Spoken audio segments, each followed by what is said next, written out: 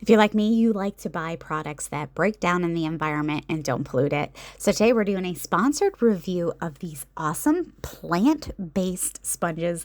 Love these things. One, they break down because they're made of a coconut husk as well as a cellulose plant type material, which is fantastic.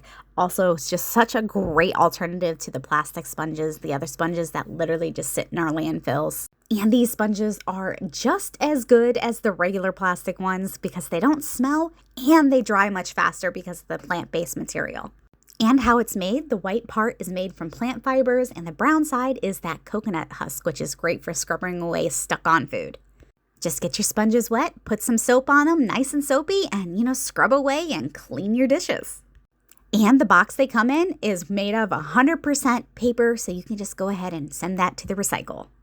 And let's talk about cost. They're about $1 per sponge, so they cost just about the same as the plastic ones. So if you're looking for a great way to be better for our environment, buy plant-based materials that break down and don't pollute, highly recommend you go ahead and pick up these. They're fantastic.